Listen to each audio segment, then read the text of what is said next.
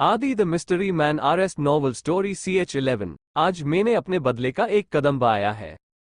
वो दूसरा इन्वेस्टर खड़ा होकर कहता है, देखिए मिस्टर राठौड़, अंडरवर्ल्ड के बादशाह अभी हमारे फेवर में है। आपको लगता है कि आप हमें धमकी दे सकते हैं, उसका ही ऑर्डर है। अगर आपने कोई और चालाकी की या फिर कोई साजिश की तो इंस्टीट्यूट के साथ साथ इस कंपनी को भी हाथ धो बैठोगे। अब सोचना आपको है, कंपनी चाहिए या फिर नहीं। विक्रम थोड़ी देर शांत हो जाता है और सोचता है, अगर इंस्टीट्यूट के लिए मैंने और कोई प्लान किया तो इंस्टीट्यूट के साथ साथ मेरी कंपनी भी चली जाएगी। अभी शांति से काम लेता हूँ, इंस्टीट्यूट जो दुगने दाम में खरीदने वाला है उसे दे देता हूँ, फिर बाद में जब सब ठीक हो जाएगा तब उसी आदमी से डरा धमकाकर अपने नाम करवा दूंगा। पर विक्रम को क्या पता था कि वो जिस आदमी को इंस्टीट्यूट बेचने वाला है वो उससे भी ज्यादा खतरनाक है। विक्रम, ठीक है, मैं इंस्टीट्यूट उसके नाम करने के लिए तैयार हूं, पर कंपनी का CEO में ही रहूंगा। वो दूसरा इन्वेस्टर, ठीक है, आज शाम को आपको इंस्टीट्यूट के पेपर मिल जाएंगे, उसमें साइन कर देना। फिर मीटिंग ओवर हो जाती है। वही विक्रम काफी गुस्से में था। अभी उसे कैसे भी करके CEO की पोस्ट संभालनी थी, वरना वो भी उसके हाथ से जा सकती थी। वही दूसरी और एक आदमी बड़े सी बिल्डिंग के एक आलिशान केबिन में अपने गिलास विंडो के पास खड़ा था। उसके एक हाथ में वाइन का ग्लास था तो दूसरा हाथ उसकी जेब में, जिसे देखकर वो काफी अट्रैक्टिव लग रहा था, पर उसका चेहरा दिख नहीं रहा था। तभी उस आदमी को किसी का कॉल आता है। सामने से कॉल करने वाला आदमी कहता है, बॉस, काम हो गया है, आज शाम को इंस्टीट्यूट आपके नाम हो जाएगी। वो आदमी सिर्फ हम कहकर फोन रख देता है, फिर अपनी एरोगेंट आवाज में कहता है, तुमने क्या सोचा था विक्रम राठौड़ की तुम अभी इंस्टीट्यूट मेरे नाम करके बाद में मुझे ही धमकाकर मेरे से वो वापस ले लोगे? लगता है तुम अब कच्चे खिलाड़ी हो गए हो जो अभी तक मुझे समझ नहीं पाए। वही दूसरी और विक्रम मन ही मन कुछ सोच रहा था और उसने किसी को कॉल करके कुछ ऑर्डर्स दिए।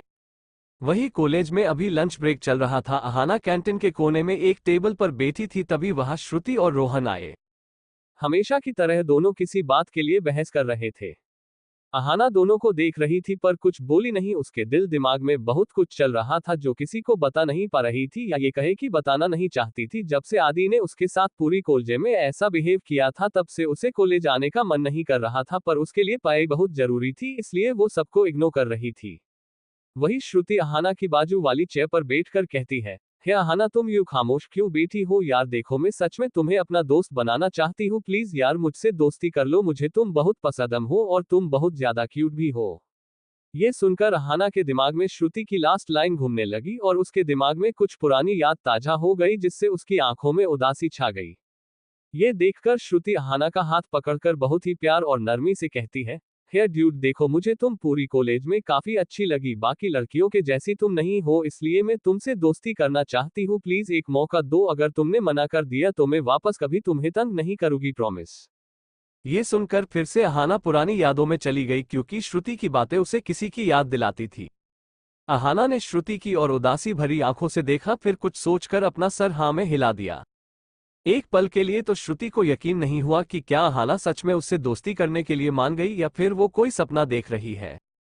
श्रुति एक बहुत ही अच्छी लड़की थी, हमेशा दिल की सुनती और हमेशा अच्छे लोगों के साथ अच्छे और बुरे लोगों के साथ बुरा बर्ताव करती थी। उसने पहली ही नजर में अहाना को पहचान लिया था, उसकी आंखों में छुपी उदासी को भांप लिया था, इसलिए वो उसके साथ रहना चाहती थी। उसे कॉलेज में पैसों का दिखावा करती या फिर घमंडी लड़कियां बिल्कुल पसंद नहीं थी और अहाना उन सब से बिल्कुल अलग थी, इसलिए वो उसको अपना दोस्त बनाना चाहती थी।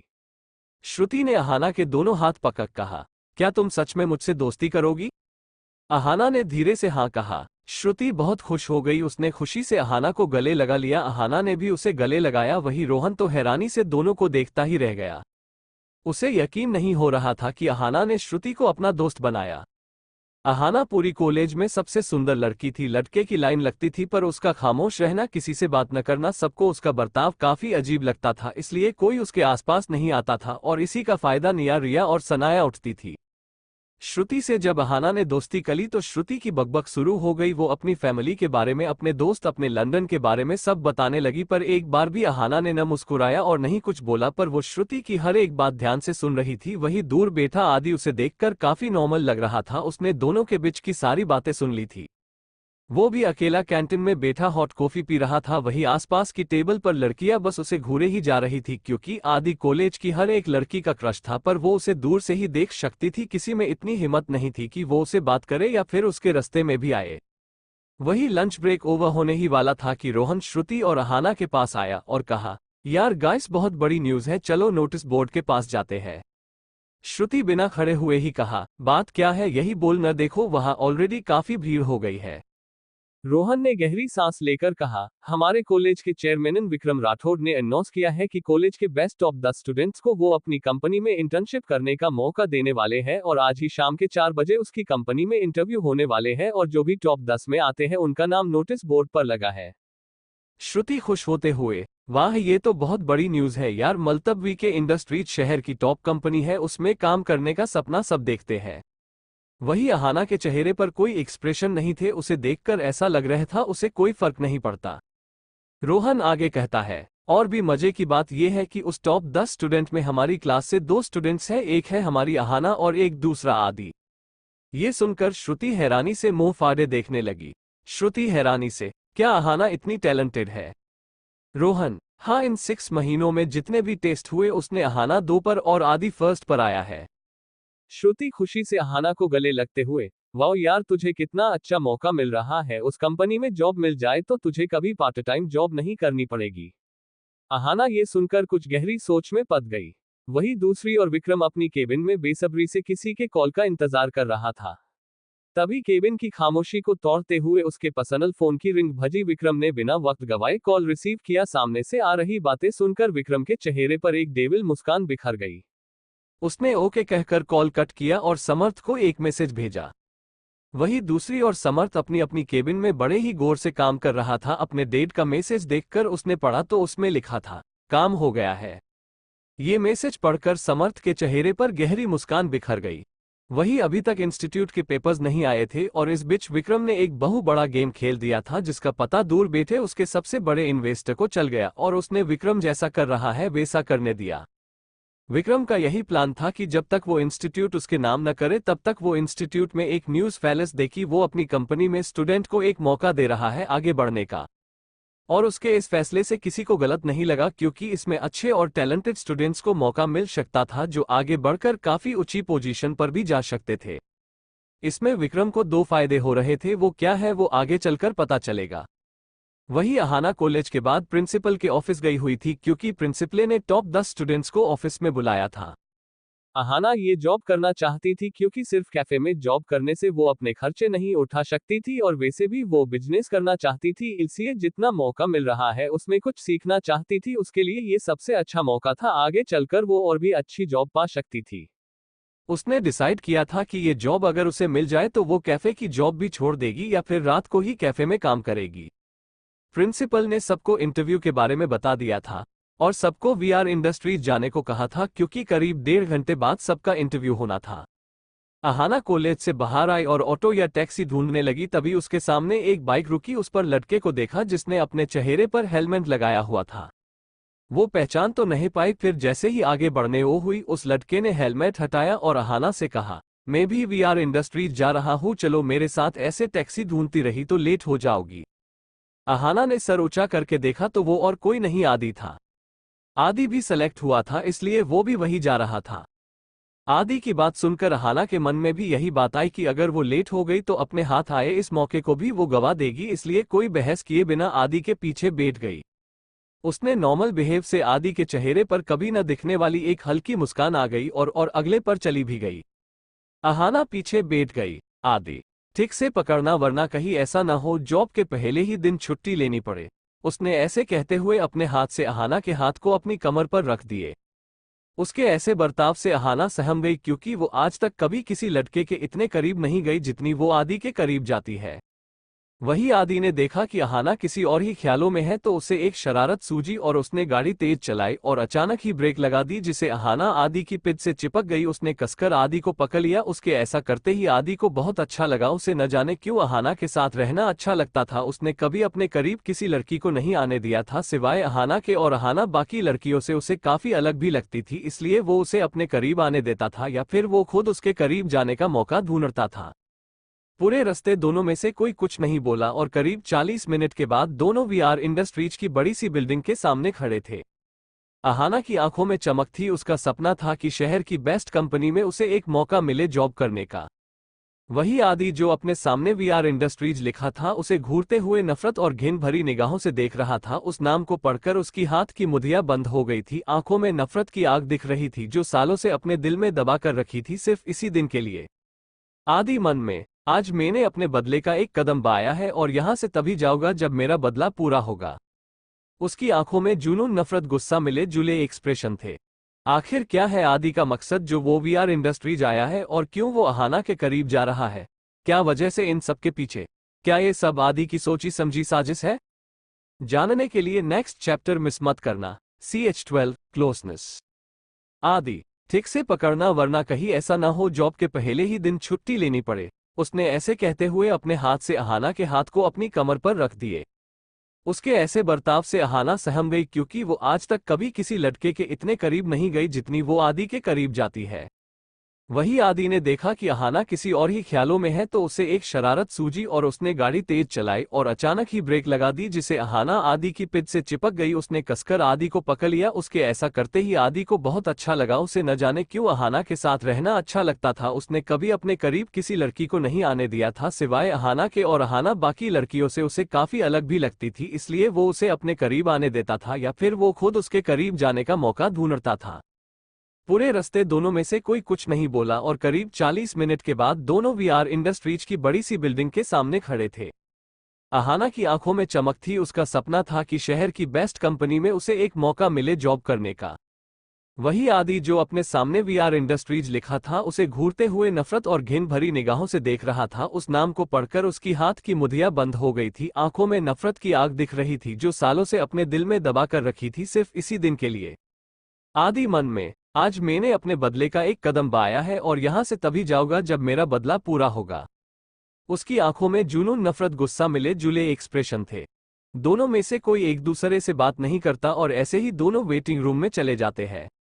वहां टोटल 10 स्टूडेंट्स थे जो सारे इंस्टीट्यूट से आए हुए थे। कुछ लड़कियां थी तो कुछ लड़के थे। वही अहाना आदि से दूर एक बेंच पर बैठ जाती है। वही आदि के दिमाग में तो अभी कुछ और ही चल रहा था। वो उस एरिया को बड़े ही गौर से देख रहा था। अभी इंटरव्यू में थोड़ी देर थी। वही कुछ लड़कियां थी जिसको अहाना से बहुत जलन होती थी क्योंकि अहाना टैलेंटेड थी, साथ ही खूबसूरत भी। उस 3 लड़कियों के मन में सिर्फ यही चल रहा था कि अगर अहाना उन लोगों के साथ रही तो वो कभी इंटरव्यू पास नहीं कर पाएगी।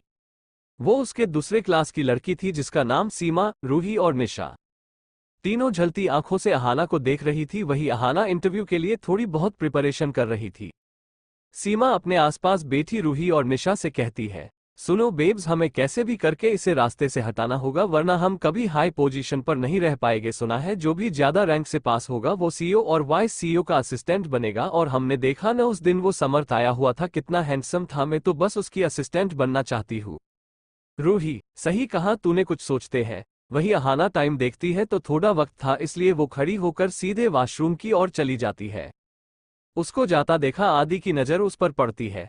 तभी उसके जाने के ठीक बाद रूही, सीमा और निशा जाती है। आदि भेल ही कुछ न बोले पर उसकी बाज जैसी नजर हमेशा सब पर रहती थी। उसे समझने में देर नहीं लगी कि ये तीनों जानबूझकर उसके पीछे जा रही है, क्योंकि आदि ने सीमा और उन तीनों की सारी बातें सुन ली थी और वो हमेशा देखता आया था कि सारी लड़कियां सिर्फ उसकी खूबसूरती और टैलेंट की वजह से हमेशा झलती थी। थोड़ी देर आदि ने वेट किया, जब अहाना और वो तीनों नहीं आए तो वो खुद वॉशरूम की ओर जाने लगा। तभी रास्ते में उसे सीमा, रूही, निशा दिख गई पर अहाना नहीं दिखी। लेडीज वॉशरूम के बाहर आदि अहाना का वेट करने लगा पर वो बाहर नहीं आए। अभी इंटरव्यू का भी वक्त हो रहा था। फ्लैशबैक, जब अहाना वॉशरूम से बाहर आए तो उसे सीमा, रूही और निशा मिल गई। सीमा अहाना से, सुनो अहाना, हमारा इंटरव्यू टॉप फ्लोर पर होने वाला है, सब वहां चले गए हैं, तुम वहां नहीं थी इसलिए तुझे बता रही हूँ। अहाना सिर्फ हाँ में सर हिलाकर सीधे लिफ्ट से टॉप फ्लोर पर जाने लगी। वही उसको जाते देखा सीमा डेविल स्माइल के साथ।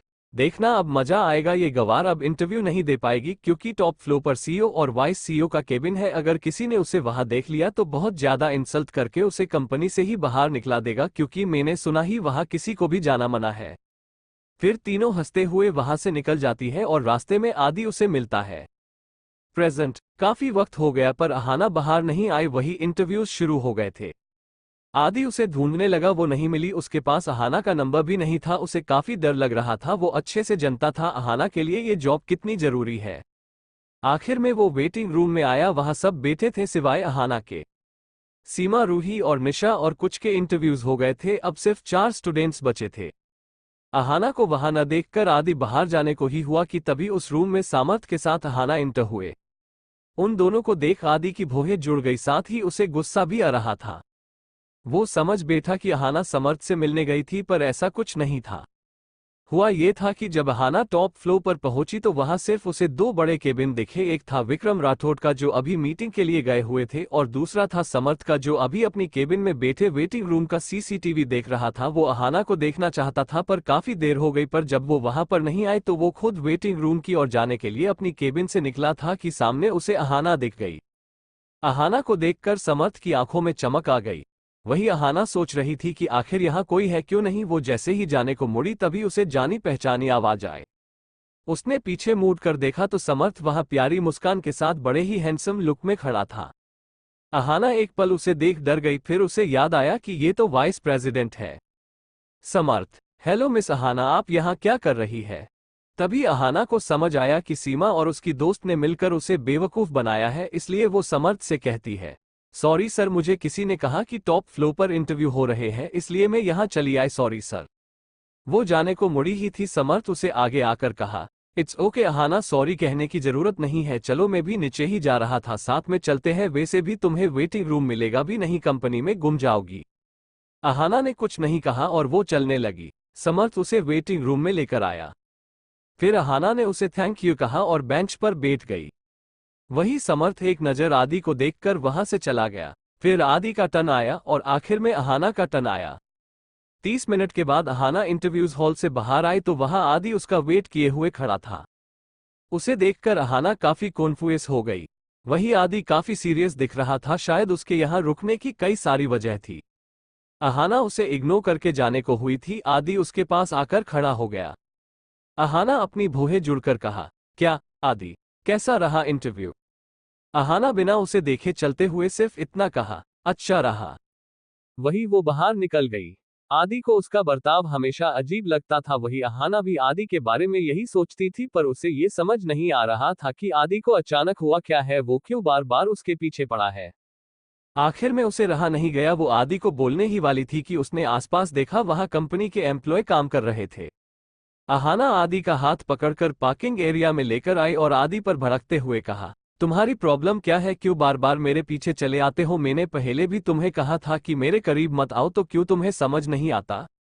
अहाना की ऐसी बात सुनकर आदि का रहा सहा सबर जवाब दे गया और तेजी से अहाना की कमरा पकड़कर अपनी सीने से चिपकाते हुए उसकी आंखों में आंखें डालकर दांत भिजते हुए कहा, माइंड योर टंग, तुम्हें पता भी है तुम किससे बात कर रही हो? आगे से कभी मेरे सामने इस तरह से बात की तो तुम्हारी जान ले लूंगा। और रहा तुम्हारे पीछे आने का सवाल, तो मेरी मर्जी में जो भी चाहूं कर सकता हूं और तुम मुझे रोक भी नहीं सकती। इतना कहकर वो उसे छोड़ देता है। ऐसे झटकने अहाना 2 कदम पीछे हो गई। वो भी गुस्से में आदि से कहती है, आगे से अपनी शकल मत दिखाना, वरना मैं भी वो करूंगी जो तुमने सपने में भी नहीं सोचा होगा।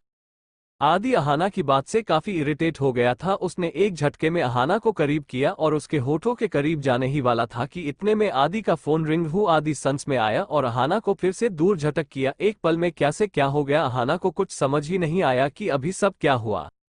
वो गुस्से से पैर पटककर वहां से चली गई। वही आदि कॉल रखकर पीछे देखता है तो अहाना वहां से जा चुकी थी।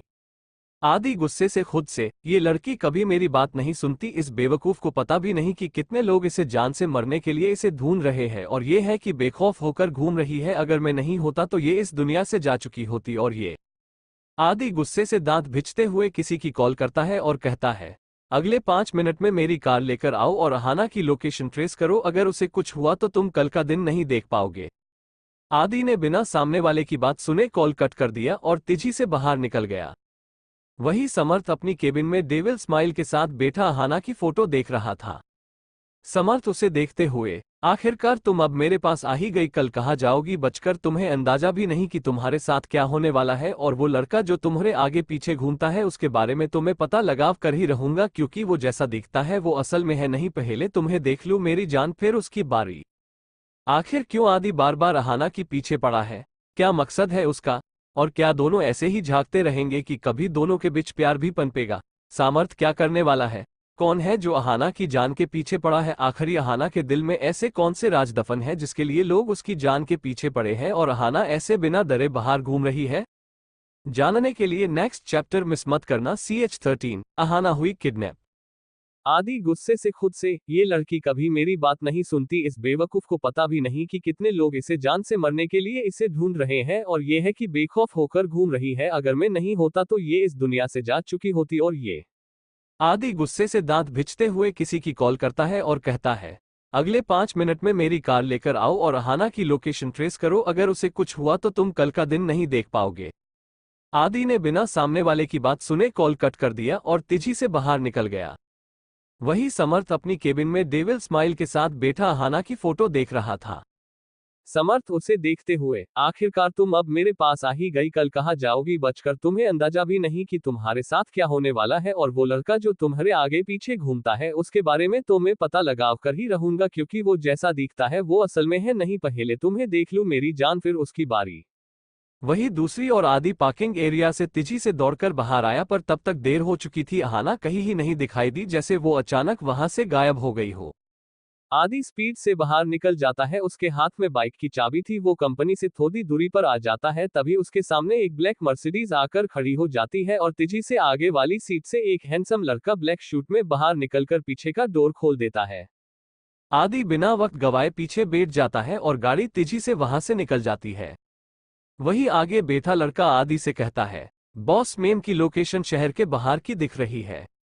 आदि गुस्से से उस पर भड़कते हुए कहता है, उसको ट्रेस करते रहो और गाड़ी तेज चलाओ। मुझे वो 5 मिनट में अपने सामने चाहिए और गार्ड्स को बोल दो उसकी गाड़ी का पीछा करने को। आगे बैठा आदमी पहले से ही आदि के गुस्से से कांप रहा था। वो डरते हुए कहता है, ओके बॉस। वही दूर अहाना काफे पर जाने के लिए टैक्सी में बैठी थी। कैफे कंपनी से काफी दूरी पर था, इसलिए उसे देर हो रही थी।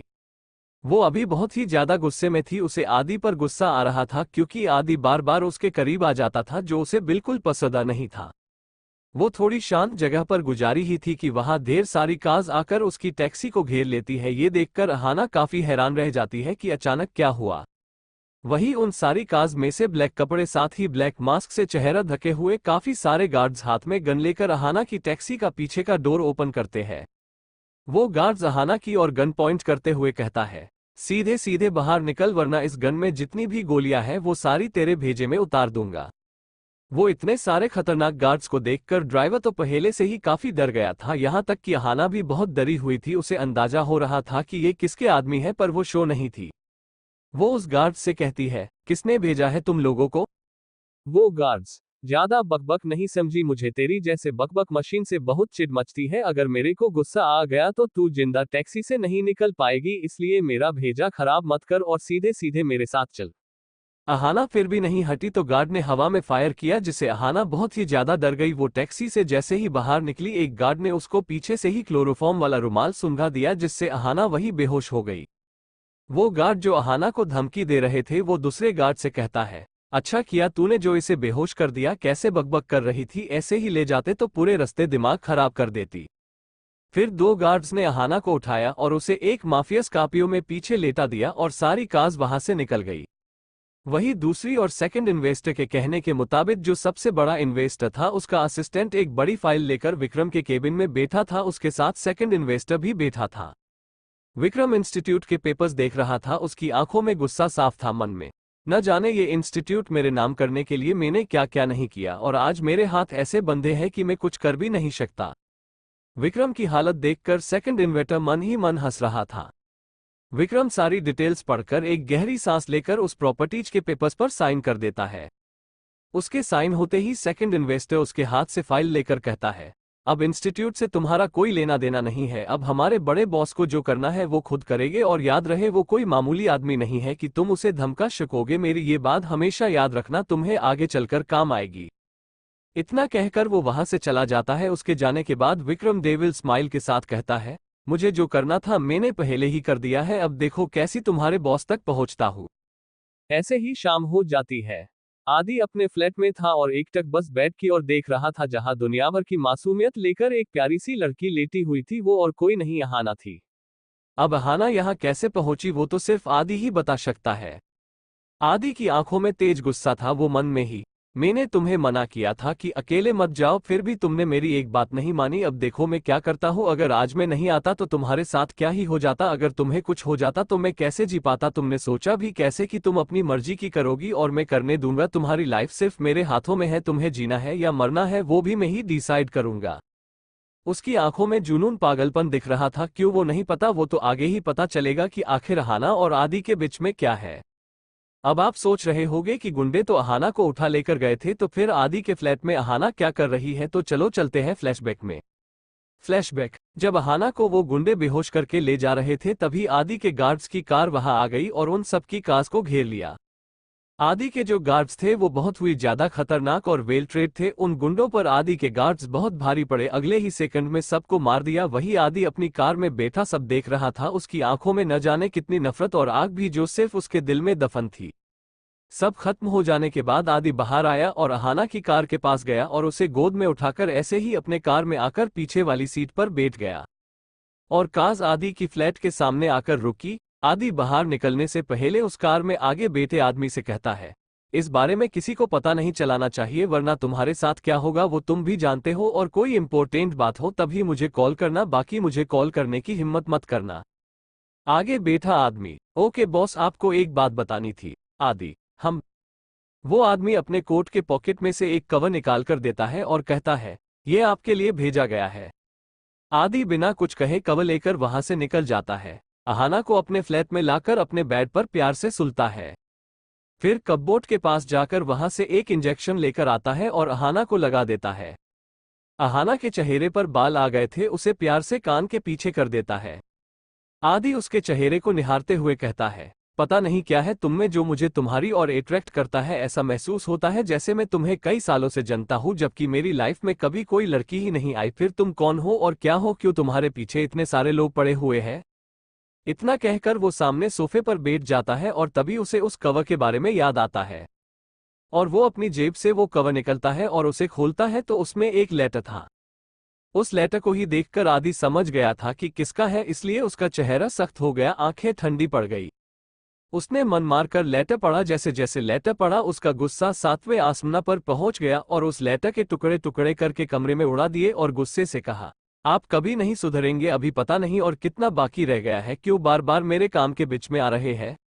गुस्से से वो वहां से किचन में आ जाता है और तेजी से फ्रिज खोलकर उसमें से ठंडे पानी की बोतल निकलकर एक ही सांस में पी लेता है। फिर वो वापस कमरे में आता है और अहाना को देखकर उसका गुस्सा एक पल में गायब हो जाता है। उसका चेहरा अब बिल्कुल शांत हो गया था। प्रेजेंट रात के 8 बज रहे थे। आदि किचन में खाना बना रहा था। खाना बनाते वक्त भी वो बहुत ही ज्यादा हैंडसम लग रहा था। वही कमरे में अहाना को धीरे धीरे होश आ रहा था। एक पल वो अपनी आंखों खोलने की कोशिश करती है। काफी वक्त बाद उसकी आंखों खुलती है तो खुद को एक अनजान जगह पर पाती है।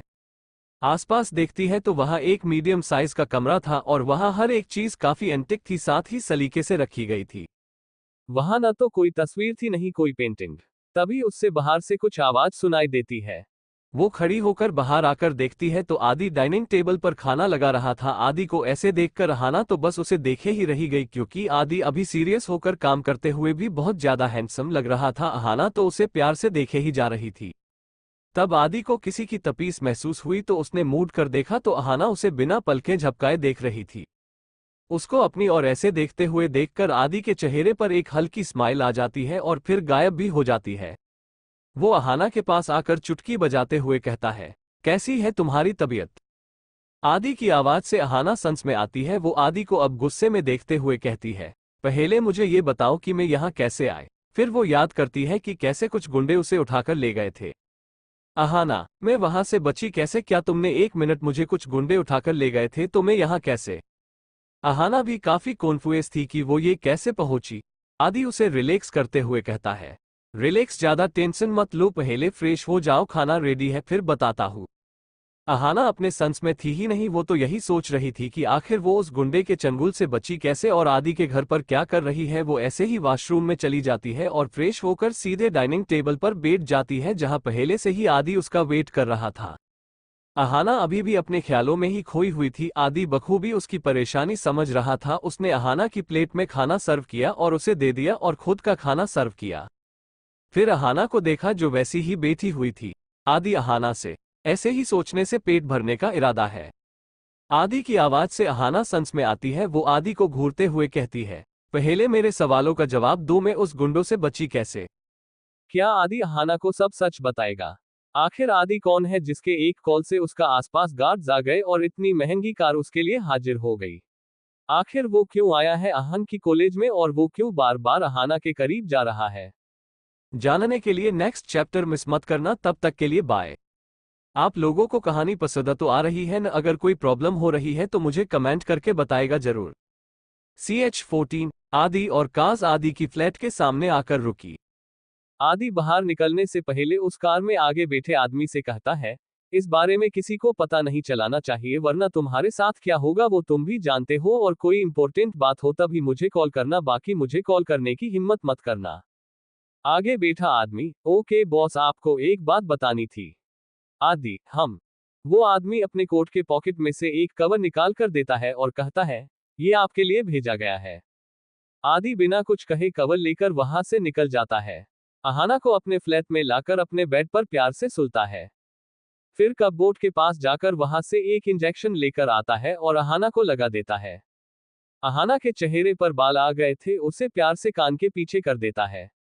आदि उसके चेहरे को निहारते हुए कहता है, पता नहीं क्या है तुम में जो मुझे तुम्हारी और अट्रैक्ट करता है, ऐसा महसूस होता है जैसे मैं तुम्हें कई सालों से जानता हूं जबकि मेरी लाइफ में कभी कोई लड़की ही नहीं आई। फिर तुम कौन हो और क्या हो, क्यों तुम्हारे पीछे इतने सारे लोग पड़े हुए हैं? इतना कहकर वो सामने सोफे पर बैठ जाता है और तभी उसे उस कवर के बारे में याद आता है और वो अपनी जेब से वो कवर निकलता है और उसे खोलता है तो उसमें एक लेटर था।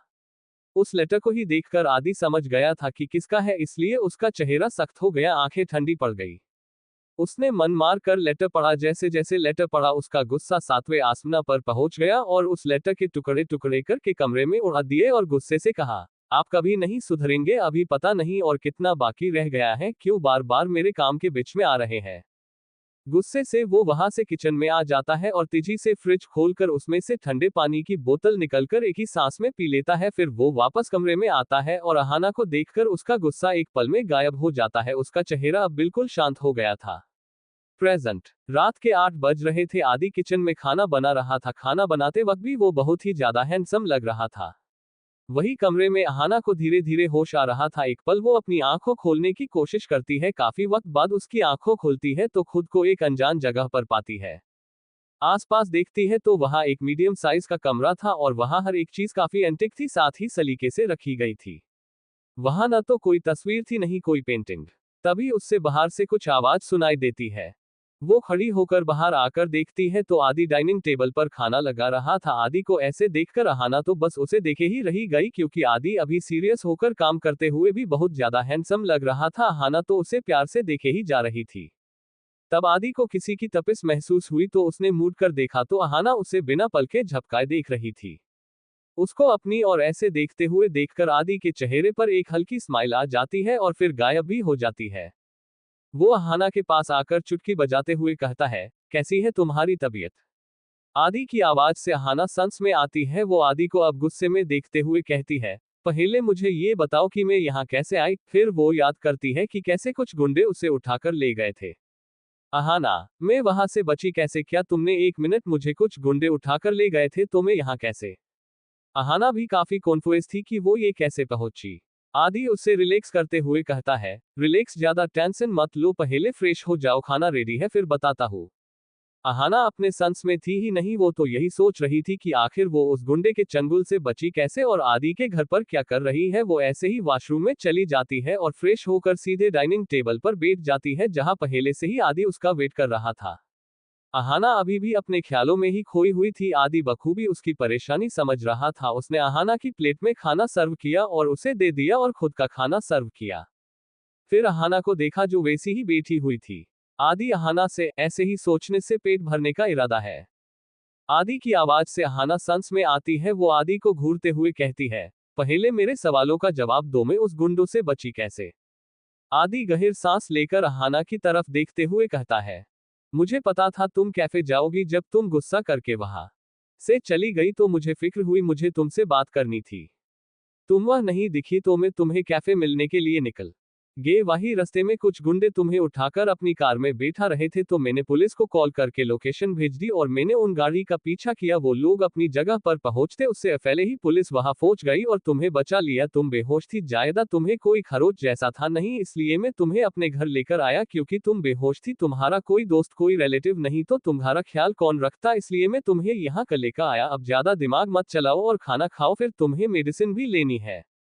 ये सब बात आदि ने अहाना की आंखों में आंखें डालकर बताई थी, जिसको अहाना ने सच मान लिया और बिना कोई सवाल किए कहना खाने लगी।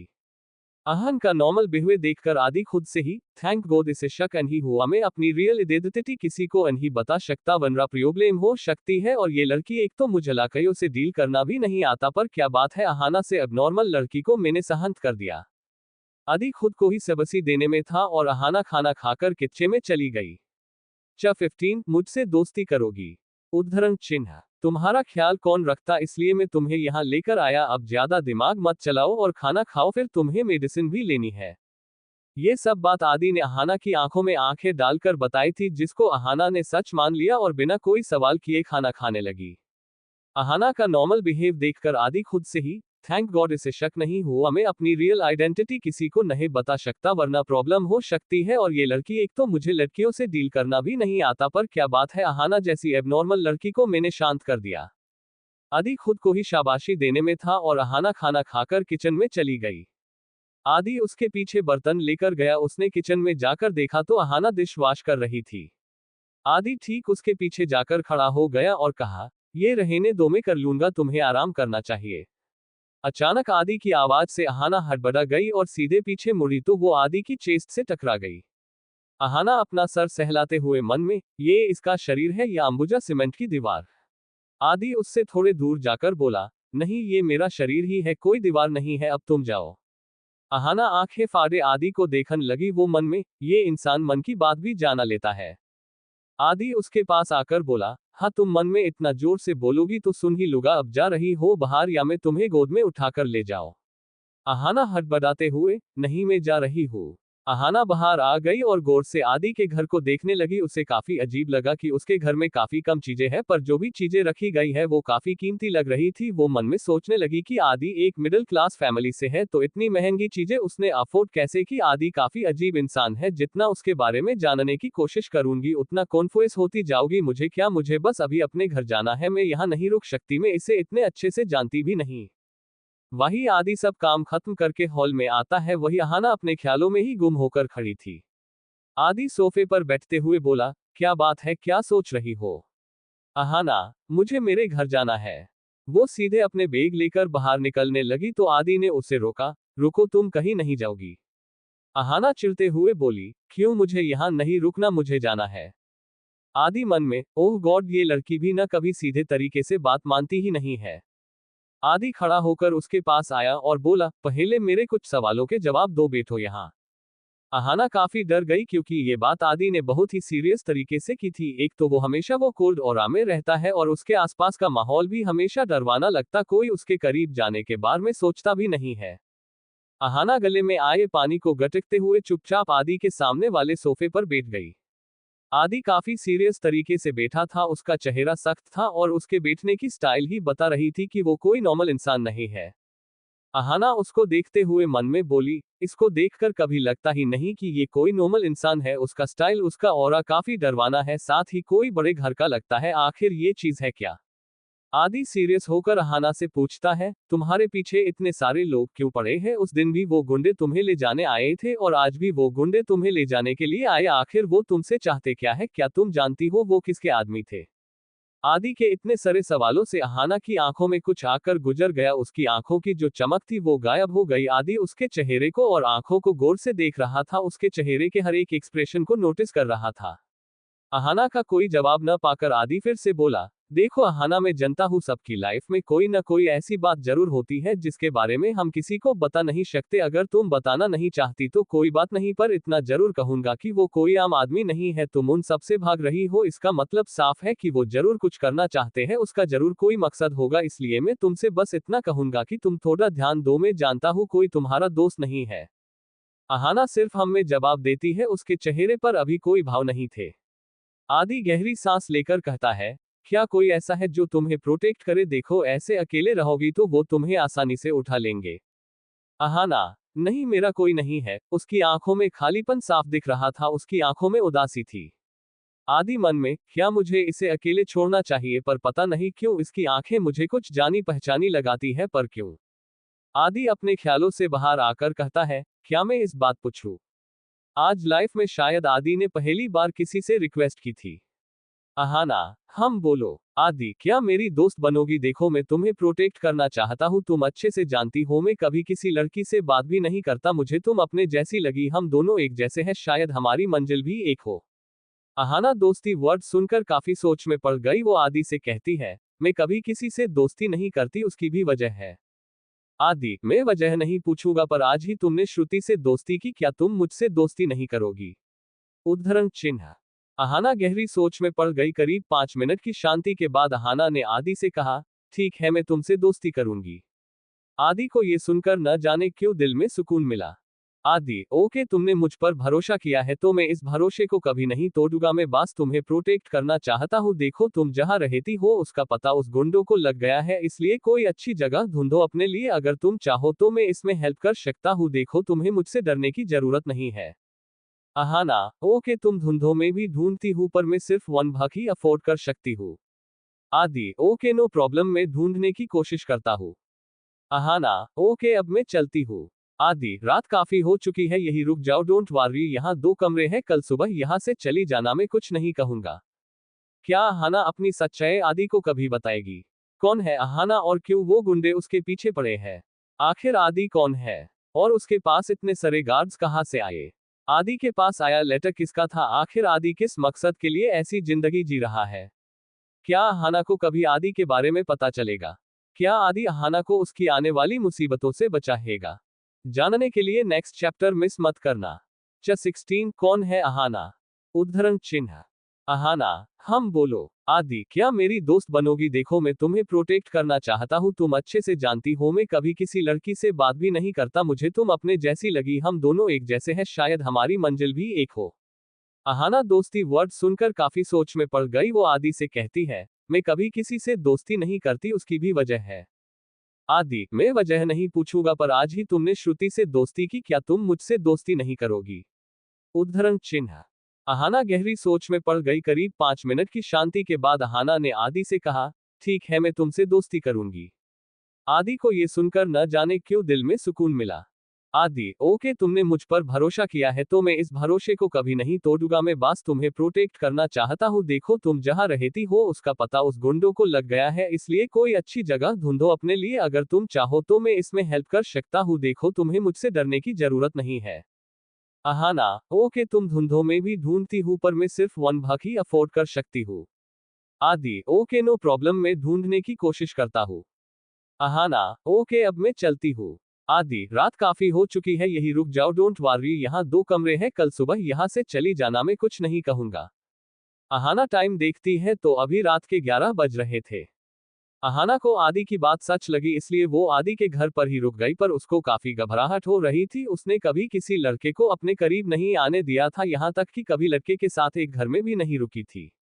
वैसे तो उसे आदि के पास खुद को सेफ फील करती थी, न जाने क्यों उसे अच्छा भी लगता था, पर वो उसे दूर भी रहना चाहती थी, उसके भी कई वजह थी।